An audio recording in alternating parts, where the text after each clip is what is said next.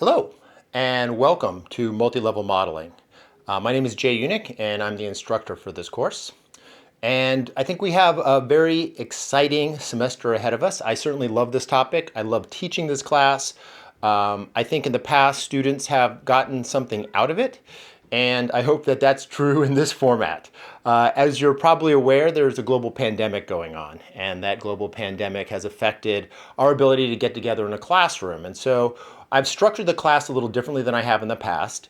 And as anything new, and we'll learn this both in the class and in the structure of the class, there'll be mistakes made. And some things I'll do well, some things I'll do less well, and feedback from you about what's working and not working throughout this course is really going to help me, because as you can, right now I'm in the middle of my living room recording this video. I'll be recording other pieces of it in my basement. You're not either place, right? So I don't get any feedback from you guys. So the only feedback that's going to come are in the times we have to talk, either in our group sessions or on one-on-one sessions or via email. So anytime you have feedback, things that are working for you or not working for you in particular, please let me know. So let's start talking about multi-level modeling. So I'm a behavioral health services researcher, and in doing so, I use a lot of these nested data structures. In fact, I find myself very rarely using regression models in sort of my final output. I might use them along the way. Those are valuable tools, and they're a critical building block for what we're going to study here. But almost all of my data structures are nested. So for example, one of the things I've spent a lot of time looking at is opiate overdoses. Well, opiate overdoses are nested in geography. They're nested in people, so they're people over time. It might be I might have some hypothesis around the effect of some change in a policy that has an outcome for changing the rate of overdose over time. So that would use some geographic region or some time-based argument for nesting. And so these are the kinds of data structures that we're going to learn. The other thing I'd work a lot on is psychiatric hospitalizations, acute psychiatric events. So that's people going to the emergency room or to the psychiatric hospital or to a general hospital for psychiatric reasons. And in doing so, I might be nesting people in hospitals. Hospitals accumulate different people because they have different catchment areas, and in doing so, there might be different outcomes. Or I might be looking at different counties and how they've organized their services and how those different organizations of services differentially affect the outcomes that individuals have in terms of acute care utilization. And so these are all data structures that we're going to be learning about in this class. I also do a lot of measurement stuff, and surprisingly, measurement is very much a nested data structure kind of activity. You have items nested in surveys, for example. That's a very common use, and item response theory, if you've heard about that, is a particular measurement approach, can be understood as a nested data structure. Structural equation modeling, which we'll be learning multi-level modeling and these approaches that we're going to talk about in this class through structural equation modeling in addition to traditional formulations of it. And so that structural equation modeling is obviously a measurement approach. So there's a lot of the kinds of things, activities that you probably have already been doing that involve some form of nested data structure or can be conceptualized, or the problems can be conceptualized as nested data problems.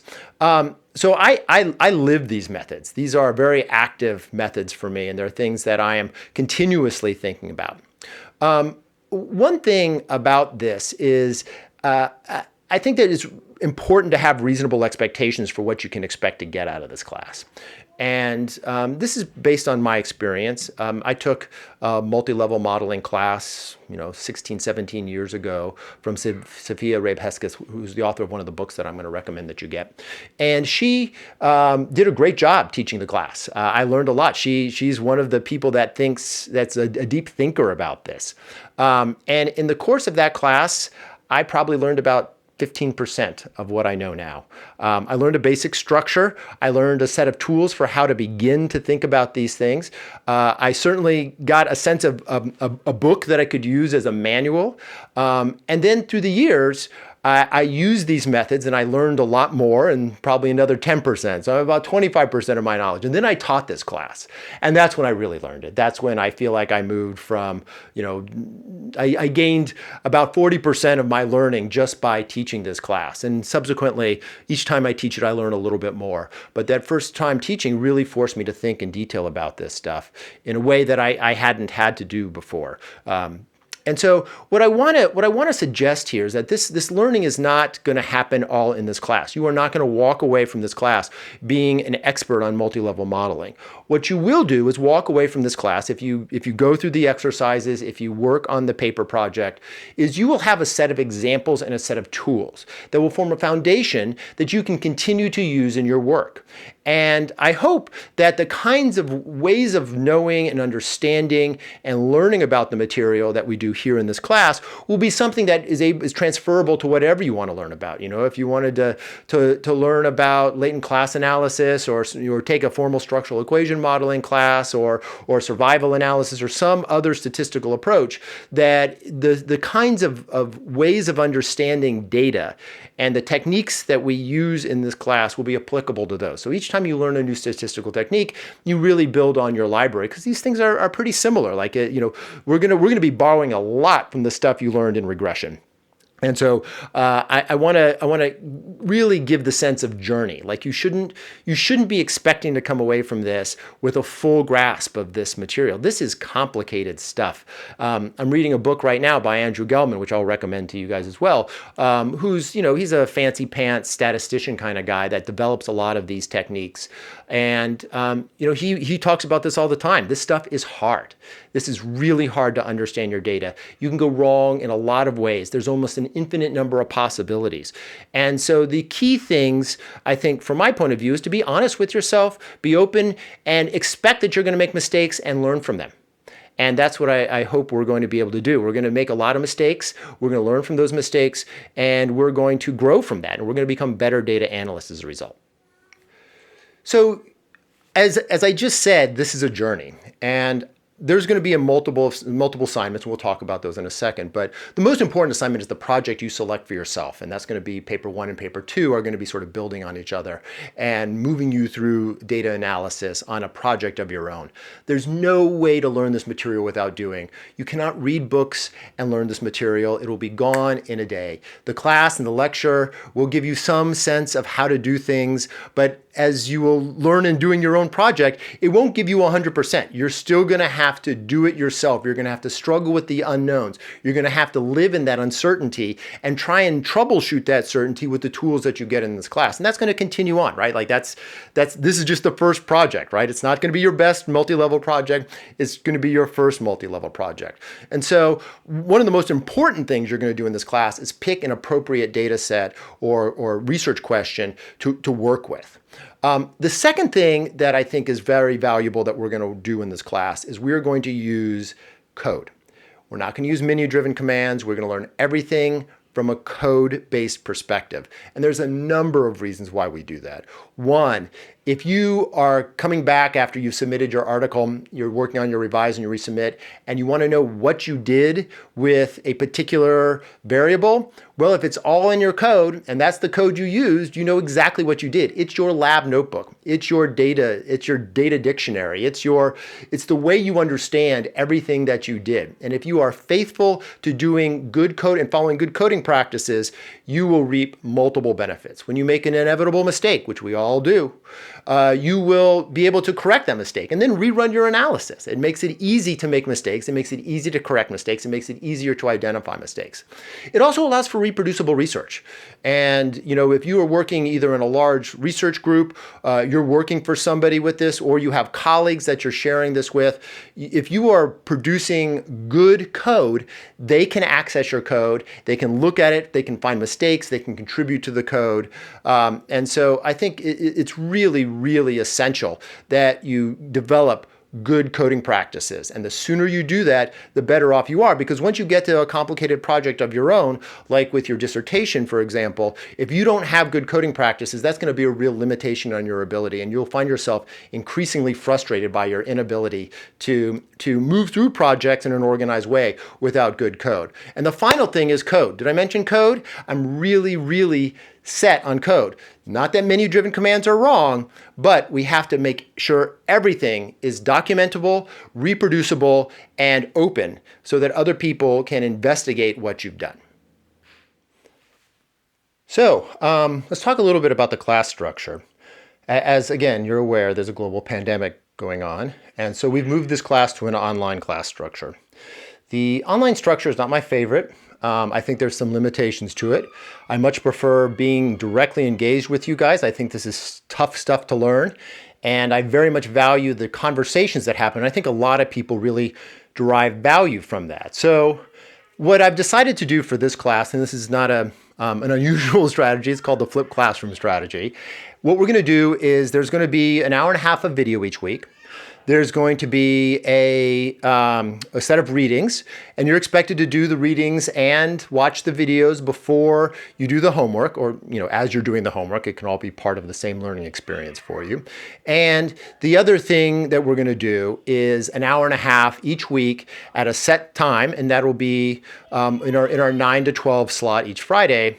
And that will be a synchronous Zoom session where we'll get together on Zoom, we'll go over the assignment, and I'm going to really try to pull you guys out. I know it's always risky and people always feel very vulnerable when they're asked to talk about something they're not very familiar with, but we learn by talking. As I mentioned before, you really learn this stuff by teaching it. And so helping each other walk through the homework assignments is how we're going to use those Zoom times. So I'll have all the materials prepared. I'll have all the code available. I don't want anything to be a mystery, but I'm really going to try and get you guys to help everyone else understand how you answered those assignments. So I'll be offering you the opportunity to volunteer yourself, but if you choose not to volunteer, I'll be selecting somebody because somebody has to do that presentation. And this video format, this online format only works if you are engaged in the material. And the only way I know to get engagement is to get you guys to talk as much as possible during that hour and a half Zoom session. And I want to highlight the fact that this is hard stuff. This is stuff every year, no matter how many years I've been teaching this, somebody asks me a question that baffles me. I have no idea. I had never thought of that question, and it's a good question, right? And it's not comfortable to say, I have no idea what the answer is. I'm supposed to be the expert, but there's a whole bunch I don't know. And I'll be honest with you when I don't know it. And if we take this as an opportunity to grow, I think we'll all do better. And so I'm hoping that we can use the Zoom sessions for that kind of stuff. So that's the general structure of how we're going to operate the class. There's going to be an hour and a half of video, the reading assignments, and then the hour and a half Zoom session. I'm going to block out that whole 3-hour period of time that we set aside for class, and that other part of time will be to talk about your individual projects. And I think a lot of students have really valued that, and I'll talk a little bit about that more later. So there's the homework that I mentioned is the lab assignments. I'm not going to go through and grade that. What I am going to do is expect that you've done it. It's another way I can ensure engagement. So I just want you to turn in the assignments, and I'll just check a box, did or not did, right? It's just going to be absence or presence. And you'll get all of the answers for that, so there'll be no mystery at the end of that. And that will form a bank of code and problems that you have solutions to. And so that's where you can then, as you go through the rest of your career, you can access those kinds of things as solutions to problems that you encounter in the field, in the real work. If we have the opportunity to move to in-person class, if the vaccine comes by October and we've all got it and we can all just end this national nightmare, that would be great. And we can move to that time to traditional classroom settings. But I anticipate that we'll probably be doing this for the rest of the semester. So, one of the things that's the hardest thing for me to deal with in this class, and this is just there's no way to avoid this problem. I don't know how to avoid this problem, is the software piece. So some of you are familiar with a piece of software, and some of you aren't. some of you have had one statistics class or 1 year of statistics class, and you have some familiar with that software. So if it's Stata, you're in luck because that's the language of this class. I'm going to be doing all of the talking in Stata. The examples, when I go through them, I'm going to do them in Stata. Stata is the one that I'm most familiar with, and I think it's the easiest one for us to globally learn. If I were learning statistics now, if I were in your shoes, I would be learning R. I think R is a terrible programming language, but it is an incredibly flexible tool. And so, like with anything, English is a complicated language, but once you know how to use it, it's really useful, and it's the lingua franca of the world in many respects. When I go to conferences in Paris, I still am hearing the lectures in English, right? If I were a native French speaker, that would annoy me because French is a much better, more beautiful, more easily structured language than English is. Same with Spanish and a whole host of other languages, not to mention, anyways. So R is something that I will help you with. If you are working in R, you could do everything here in R, and there's some actual benefits to R for certain portions of the class. I'm also familiar with SAS. I've used SAS. I still use SAS on a variety of projects. I like SAS for certain things, and I can help you with SAS. And I'll show you some books in a second that can substitute for the other books that I'm going to recommend in the class. But again, Stata is the language of this class. If you are using M+, you can do most of this stuff in M+. I just don't understand M+'s way of dealing with multi-level models, and it confuses me. And to be quite honest, I stopped messing with M+ because it's expensive and it annoys me. And so, if you're a primary structural equation modeler and this is something that you want to do on the side, maybe you can do all of the stuff in M+, and, I'll do what I can. I'm just not going to be particularly helpful. But M+ is a package that I think would be able to do almost everything we're going to do here. I can't really think of anything that would not be doable in M+ in some way. I'm just not going to be very useful at it. So the last common software package, Python. If you were using Python, I would love to learn Python. Python, I think, is a better version of R. Actually, let me retract what I said before. If I were learning a language new, I would be learning Python because Python seems to be the hottest one right now, and it has this fantastic set of tools for AI stuff, which I think is really useful for a variety of not only machine learning stuff, but a whole host of other things. And so, if you're using Python, I would love to learn Python from you. So we can talk about that. If you are an SPSS user, I'm just going to say it flat out, you need to change. SPSS is a very limited program. It can do some things. It's used a lot because people think it's easier. I think Stata is actually easier than SPSS. But if you're a primary SPSS user, I think and you want to do serious statistical modeling, I think you got to change. And I don't know SPSS, and I'm not really going to support it, and you won't be able to do a lot of the things that we're going to do in this class with SPSS. So again, Stata is the primary one, and if you are needing access to software, the School of Social Work has a statistical server. We have enough licenses that you can use Stata on the server. We have SAS on that server, and so you could use SAS as well. R is freely available, and Python too. So those are things that you can get access to. I know we have M+ at the school, but we can't do it on a server for reasons that are related to technical obstacles that I don't fully understand. But if you need access to the school's statistical server, we can definitely get you that. If you have access to some form of money, there's student versions of almost all of these programs. Again, R and Python are free, but and SAS I think is really cheap for the school to get you. Stata is a little bit more expensive if you want to buy it on your own, but there's some student licenses that you can get. But again, we have a version that's available to you. So all of these software packages are pretty widely available here to folks on campus, and so that the cost should definitely not be a barrier. All right, let's talk about readings. The readings are mostly in books. There's a few articles. I'll post those on the web. But the books that are assigned are the first book is Multi-Level Modeling in Plain Language. This is a very easy to use book that contains the core of the random effects models, random intercept and random coefficient models that we'll be looking at. And it's in Stata. It uses Stata as its primary language. Its examples are Stata, and it gives Stata code and how to do it. So this is a really good core book. A lot of my students report that they like this one best of all. And it'll be useful for you to have on your bookshelf. This is a book that just came out, and it has a lot of it really approaches this from a very different perspective than the other book. It also is in Stata, but we're using it to augment that book, and it has some really nice features in it. And I was really pleased to have this one. Both of these are relatively inexpensive; they're like $30 a piece. The third Stata book that we're going to use is multi-level modeling and multi-level and longitudinal modeling using Stata. This is just the first volume. There's a 2-volume set. The second volume includes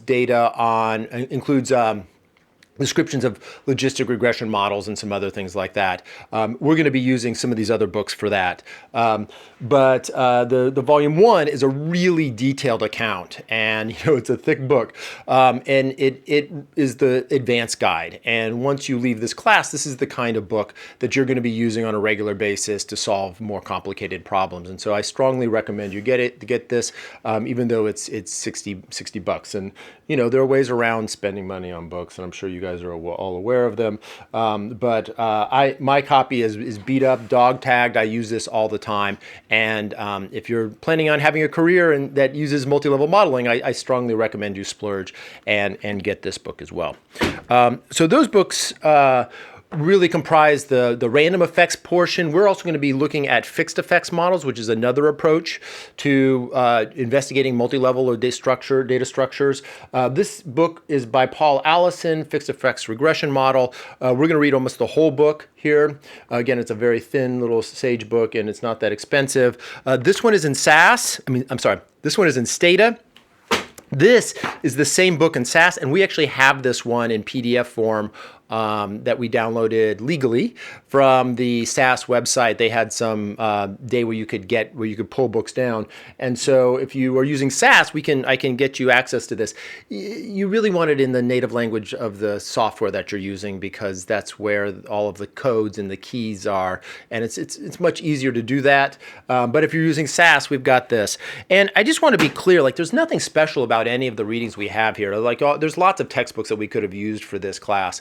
I really wanted to. I chose those books, the 3 smaller books and then the 1 larger Sophia Ray Pesketh book, because they all serve different purposes. If you really couldn't afford all of them, come talk to me. We'll figure something out. But it's useful to have lots of different perspectives on this. It's useful to have lots of guides for how to code for things, because each of them does that. That being said, if you're using some other software package, if you're using R or Stata, R or Python or SAS, we can find some other books that can give you the kinds of information that you'll need in order to do the assignments. For example, I just got this over the summer. That's how wonderful my life is. I buy statistics books and read them. Multi-level modeling for R, and this would you could get away with a couple of some of the chapters in there that are in the other books are pretty similar to the chapters in here, and you could get away with most of it. And if you're using R or if you're using Python or M+, come talk to me, and we'll figure out some readings that you can do in some other books that'll get you the kinds of code that you need in order to do the assignments that you're looking for. Again, I really want to highlight the fact that this is an investment in your future. I think the books are probably more important than software. Software you can get from us for free, but the books really provide a place for you to reference it. And for me, when I took the class with Sophia Ray Pesketh, I absorbed 10% of the words coming out of her mouth. She's a freaking genius on this stuff. But I knew where it was in the book to find the stuff that I couldn't remember. And so now the book is my memory. It's my literal memory. And I think, what was that thing? How do you do that? How do you deal with those covariance matrices? And then I know where they are in the book. And so that really helps. So if you're going to learn this stuff and you're going to do the lifelong learning stuff, I strongly encourage you to invest in the books and spend some time with them and read them as are assigned. that will really be a point of leverage that you can use in the future to continue the learning process here. All right, as I've mentioned before, there are two basic assignments. The first real big assignment is the final paper, but we're gonna do it in two versions. We're gonna have a draft version where you use some of the techniques that we learned early in the class, and then the final one, you're gonna run through a number of techniques. And at the end of that, you should have a document that is a really good draft. Now, it's not gonna be publication ready, but it's going to be a really good draft that will walk you through all of the analytic steps that you need to do to produce a publishable paper using the kinds of methods that we're talking about in this class. So the assignment one is going to be a draft that does the basics, sort of walks you through the descriptive stuff. You'll describe the sample, you'll do the background literature review, and then you'll use some of the preliminary methods that we use. And a lot of that's going to be exploring the nested structure to see what the structure of the variance components are, and then think through how best to use those variance components to answer your question. And then as we go through the latter part of the class, you'll develop a set of more sophisticated tools to interrogate that multi-level structure in a much more vigorous way, and that will be the final paper that you'll turn in. And those two papers comprise your grade: the midterm or the first draft, and then the final paper. If you haven't realized at this point, like, grades are super irrelevant to you in your life. I don't think anybody actually has ever looked at my PhD grades or my MSW grades, for that matter. Your work is what matters. Right? So it really is about you producing work that's of value to the larger community, and you should really focus on that kind of thing. But this project has to involve nested data structures, obviously, because that's what the class is.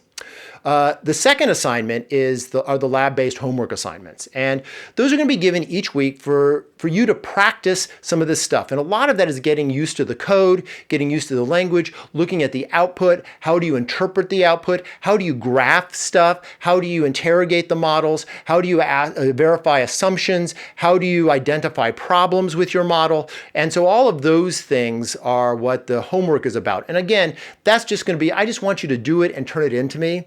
I'm not going to grade it. I'm not even, I'm just going to look, did you turn it in or not?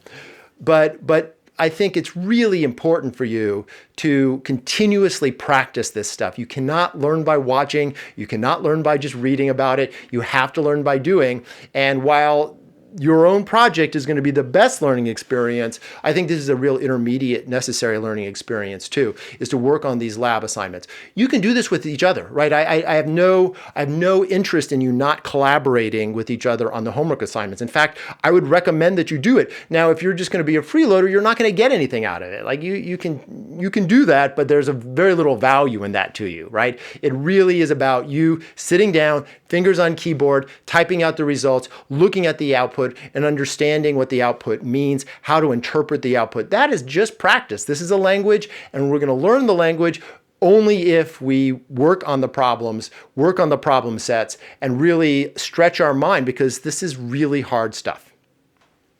The last piece about the lab assignments is, as I mentioned before, we're going to be having you guys talk about them in the Zoom sessions, because as I said at the beginning, I learned the bulk of this when I taught. And I think having to think through the teaching of this, explaining it to somebody else, forces you out of your own little, I got grooves in my head that things move along smoothly, and then some student asks me a question that forces me off my groove, and I have to think about it in a different way, and it causes me to get a 360-degree view of the problem. And so that's what I want to do with this Zoom session, right? Is really get you guys to engage with each other and teach each other about this material. I'll be there to help support and move us along. We're all going to make mistakes. I'm going to make mistakes. You're going to make mistakes, and we're going to learn from our mistakes.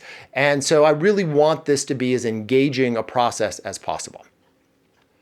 So in addition to the Zoom meetings and the going over the homework and having that interactive session where we really work on this material, the other, I think, really important piece, and you can use the hour and a half after that, and we can do group sessions or however we want to use that time. I'm going to make that time available to you. But if you want to meet at another time, I'm just locked in my basement anyways in the pandemic, so we can meet anytime. But I love doing that, right? I find real value out of that. Everything I know about child welfare, I know from working with students on their projects. And almost everything I know about what pharmacy students or nursing students work on comes from my interaction with them on these projects. And I really get a lot out of it personally, and I'm always happy to meet. I'll also tell you that when students report back on what they found most valuable in the class, almost all of them say it was those one-on-one sessions where we talked through their problem and we worked through the class material with their project in mind. And I really make myself available for that. I think that's the most powerful learning. That's what PhD education is about. It's a lot of one-on-one. And I strongly encourage you to use my time and to use those one-on-one sessions to help move your project along, or to answer questions about the class material that you're not getting in the class, that you want to interrogate a little further. So meeting with me is a real important part of this class. I strongly encourage you to do that. I think that this format, this video format, makes it a lot easier, right? Because it's just a Zoom session. And so we can go over the material, we can go over your project, we can work through the problems that you're encountering in your project. And so I strongly encourage you to use one of my strengths, which is meeting one-on-one.